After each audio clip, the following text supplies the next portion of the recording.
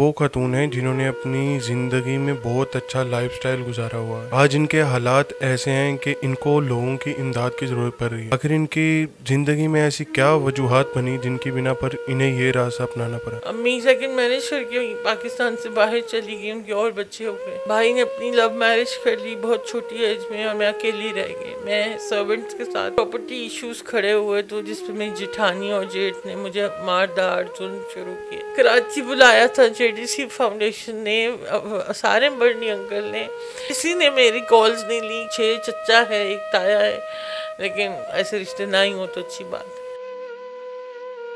क्योंकि मैं डाइवोर्स्ड हूँ ना, तो सबने छोड़ दिया कि शायद हमारे माशरे में डाइवोर्स को आज भी एक गाली समझते। डाइवोर्स नहीं, मैंने खुला लिया था खुद, क्यों मुझे मारता था बहुत। मेरे अब्बू नहीं है। सबसे बड़ा जो पॉइंट है कि मैं यतीम, 15 साल की एज में मैं यतीम हो गई थी। तो उसके बाद से मैंने तो अम्मी की शादी हो चुकी थी। स्टेप फादर का जुल्म की जो खुला की वजह बनी थी, आप अपने शोहर से अलग हुई, उसकी क्या वजह थी असल में? मारपीट बहुत मारते थे। फादर की डेथ के बाद उन्हीं की कब्र है जिसके लिए मैं कराची आई थी हाल में।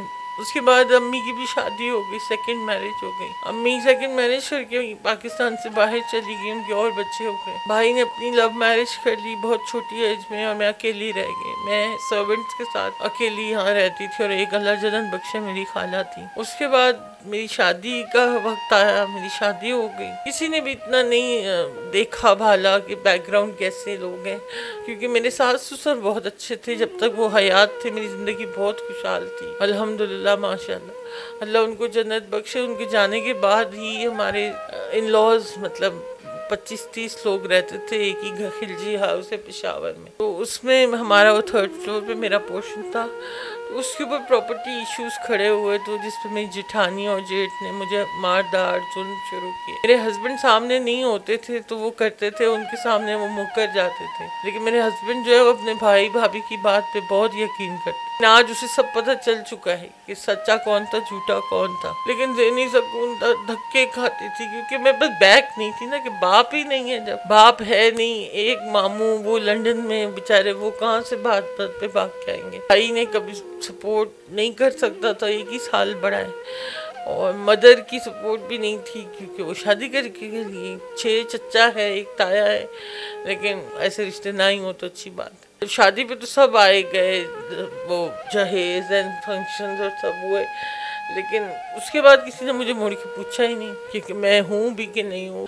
मेरी 2 बेटियों की पैदाइश हुई, इनकी डेथ हो गई। वो गम मेरे अंदर है, लेकिन मैं रोती थी तो उस पर भी मार पिटती थी। फिर अल्लाह ताला ने उम्र दिया तो मेरी ज़िंदगी में फिर खुशियाँ आई। तो हमारी ज़िंदगी चल ही रही थी कि अचानक से बहुत ज़्यादा ही मारने लगे, तो मैंने फैसला किया मैं इनके साथ नहीं रह सकती। यहाँ तक कि कोर्ट में धक्के खाए, मुझे गाड़ी के नीचे दे दिया, मुझे माजूर कर दिया, ये टांग से ये बाजू से कीमा बना दिया। मेरा हस्बैंड ने मुझे इतना माजूर कर दिया क्योंकि उसने मुझे कहा था अगर तुम मेरी नहीं रहोगी ना तो मैं तुम्हें किसी का होने भी नहीं दूँ। तो उस बंदे को पता था कि ना इसकी बैग पे तो कोई नहीं है, पुलिस है तो पुलिस तो हमारी बिकती है। I am sorry for that, हमारी पुलिस पैसों पे बिक जाती है। मैं कोर्ट केस जीती, बेटा मुझे मिल गया।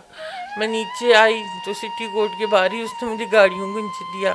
फिर जहाँ मैं घर लेती थी, जिधर रहती थी, बहुत से लोग गवाह भी हैं, लेकिन भाई क्या दिलानी, अल्लाह ऊपर बैठा है। उसके पास होती थी, लाइसेंस थी क्योंकि वो पठान थे, ट्राइबल, वो दुश्मनियों वाले लोग थे। लेकिन ये कि बस जिंदगी किस्मत, अल्लाह सबकी बेटियों के नसीब अच्छे लगे, और कोई रिश्ता है नहीं। और मैं रोडों पे दर बदर हूँ, माजूर हूँ, इसलिए कमा नहीं सकती। इसलिए लोग मेरा मजाक भी उड़ाते हैं, मांगती हो कब तक मांगोगी, चैरिटी पे थोड़ी जिंदगी चलती। लेकिन आज छत नहीं है मेरे सर पे।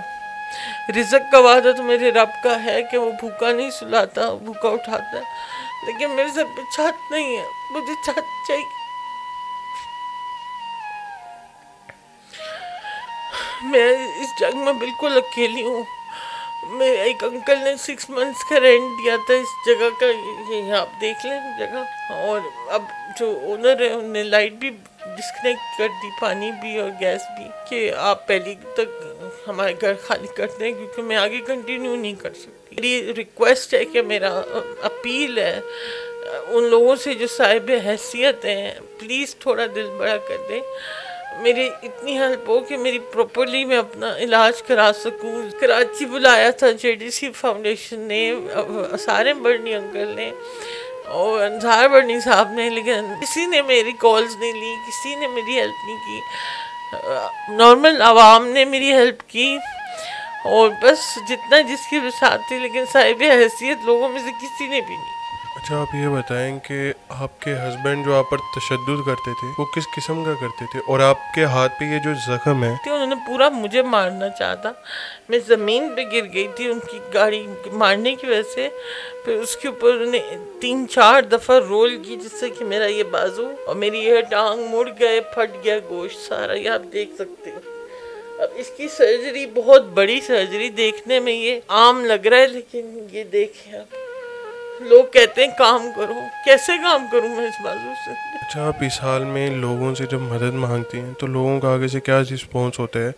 मैंने सुना है कि लोग जो हैं आपको गलत डायरेक्शन देते हैं, गलत चीज़ें का बोलते हैं। ऐसा ही है कि इस हालत में भी अगर मैं किसी से हेल्प या लोन, जानते हैं कि इसके साथ ये इशू है, और ये हालात में भी लोग गलत वाली बात करते हैं। आप समझ रहे हैं कि आप हमें क्या फ़ायदा दे सकती हैं इसके बदले में। आज भी मेरी एक साहब से बात हुई थी, मैंने कहा मेरा ये घर का मसला, मैं 2-2.5 लाख रुपए मुझे फौरी चाहिए, मुझे नहीं पता मैं कहाँ जाऊँ, किसी गेस्ट हाउस में ठहरना, तो फिर मुझे आप कैसे खुश करेंगी? अस्तगफिरुल्लाह। मैंने फ़ोन रख दिया रोते कि मैंने अल्लाह की तरफ देखा, मैं कहा अल्लाह तू है ना, बेशक तू ही रास्ता निकालने वाला है, पहले भी तूने मुझे लाहौर से बचाया, कराची भेजा, ये साल तकरीबन गुजर ही गया ना, जैसे भी गुजरा अल्हम्दुलिल्लाह, आगे भी मेरा रब करेगा इंशाल्लाह।